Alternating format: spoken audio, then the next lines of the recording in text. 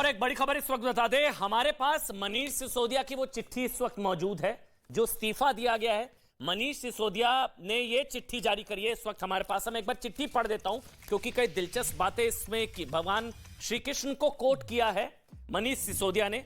इसमें लिखा है कि मैं जानता हूं साजिशकर्ता मुझे और आपको परेशान करने के लिए मुझे जेल में डाल रहे हैं, लेकिन मैं समझता हूं उनकी इन साजिशों से सच्चाई की राजनीति की हमारी लड़ाई और मजबूत होगी। ये मनीष सिसोदिया ने लिखा है, चिट्ठी इस वक्त न्यूज़ 18 के पास है। और इसके अलावा जो उन्होंने लिखा है, उन्होंने एक किस्सा सुना है, भगवान श्री कृष्ण को कोट किया।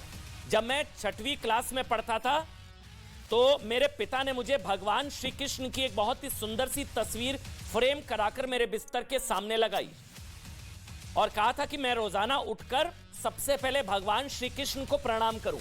मनीष सिसोदिया ने जो इस्तीफे वाली चिट्ठी लिखी है उसमें भगवान श्री कृष्ण का जिक्र किया। उन्होंने लिखा कि इस तस्वीर में उन्होंने अपनी तरफ से नीचे एक वाक्य लिखा था, अपने काम को ईमानदारी और निष्ठा से पूर्ण करना ही सच्ची कृष्ण पूजा है। कल तक भगत सिंह से तुलना हो रही थी, क्रांतिकारी भगत सिंह से तुलना हो रही थी, और आज जो है भगवान श्री कृष्ण को आधार बनाते हुए इस चिट्ठी में लिखा गया है कि अपने काम को ईमानदारी और निष्ठा से पूर्ण करना ही सच्ची कृष्ण पूजा है। यही नहीं, ये भावुक करने वाली चिट्ठी जो मनीष सिसोदिया ने इमोशनल चिट्ठी लिखी है उसमें उन्होंने अपने माता पिता का भी जिक्र किया।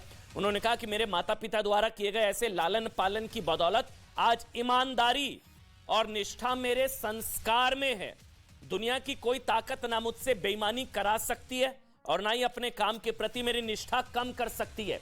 यह चिट्ठी इस वक्त न्यूज़ 18 के पास है और ये मनीष सिसोदिया की चिट्ठी, उन्होंने इस्तीफा दे दिया है। बड़ी खबर है, मनीष सिसोदिया ने इस्तीफा दिया और आगे वो लिख रहे हैं कि यहां तक कि आज अगर मैं खुद भी चाहूं तो भी ना तो किसी काम में बेईमानी कर सकता हूं और ना ही किसी काम से जी चुरा सकता हूं। मुझे धमकाया, लालच दिया, डराया, लेकिन भगवान श्री कृष्ण का उन्होंने जिक्र किया। उन्होंने कहा कि एक तस्वीर भगवान श्री कृष्ण की मुझे फ्रेम कराकर मुझे दी गई थी जब मैं 6th क्लास में था, उसके ऊपर लिखा था अपने काम को ईमानदारी और निष्ठा से पूर्ण करना ही सच्ची कृष्ण पूजा है। ये चिट्ठी इस वक्त हमारे पास थी, हमको लगा आपको ये, क्योंकि इस्तीफा हो चुका है, मनीष सिसोदिया का इस्तीफा हो चुका है, सत्येंद्र जैन का इस्तीफा हो चुका है। मनीष सिसोदिया और सत्येंद्र जैन ने इस्तीफा दे दिया, अरविंद केजरीवाल ने दोनों के इस्तीफे को स्वीकार कर लिया है। मनीष सिसोदिया के पास 18 मंत्रालय थे, 18 मंत्रालय थे।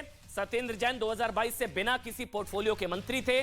सत्येंद्र जैन की गिरफ्तारी, जैन के मंत्रालय भी मनीष सिसोदिया को सौंप दिए गए थे। लेकिन इस्तीफे के बाद रविशंकर प्रसाद ने क्या कहा वो एक बार आपको जल्दी से सुना देते हैं।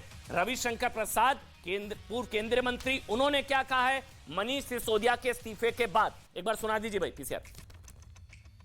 मनीष सिसोदिया जी को जब कोर्ट से राहत नहीं मिली तब उन्होंने इस्तीफा दिया, और चूंकि उनका इस्तीफा लेना पड़ा तो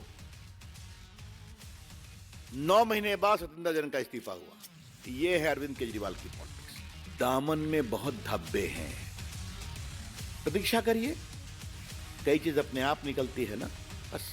हाँ, लेकिन जब धब्बे बड़े होते हैं तो वो फिर बच नहीं पाते। और इस बीच एक और बड़ी खबर आ रही है, कांग्रेस कंफ्यूज नजर आ रही है सिसोदिया के भ्रष्टाचार को लेकर। जी हां, बड़ी खबर है, आपको याद होगा, बड़ी खबर है। कल जयराम रमेश ने ट्वीट कर कहा था कि ये एजेंसियों का दुरुपयोग हो रहा है, लेकिन आज दूसरी तरफ अजय माकन ने कहा कि ये तो भ्रष्टाचार का ओपन एंड शट केस है। ये कांग्रेस क्यों कंफ्यूज नजर आ रही है, ये बड़ी खबर है। ये जो ट्वीट आप देख रहे हैं वो जयराम रमेश का ट्वीट है जिसमें उन्होंने कहा था कि ये एजेंसियों का दुरुपयोग है, ईडी और सीबीआई ऐसी एजेंसीज का दुरुपयोग। लेकिन अजय माकन क्या करे, एक बार जल्दी से सुना देते हैं। अजय माकन तो कह रहे हैं ये भ्रष्टाचार का ओपन और शट केस है। ये जयराम रमेश ने ट्वीट करा था। जयराम रमेश ने कहा था कि we believe that institutions like ED, CBI, income tax has been instruments of political vendetta, यानी कि राजनीतिक बदले की भावना से इनका इस्तेमाल किया जा रहा है। ऑपोजिशन लीडर्स आर सिलेक्टिवली उनको टारगेट किया जा रहा है। ये जयराम रमेश ने कहा था। कांग्रेस पार्टी कंफ्यूज है क्या सिसोदिया वाले मामले में? क्योंकि अब अजय माकन को, अब आप सुनिए जल्दी से, अजय माकन को एक बार सुना दीजिए। कमेटी ने जो रिपोर्ट दी ठीक उसका उल्टा कर दिया कि ताकि भ्रष्टाचार हो सके।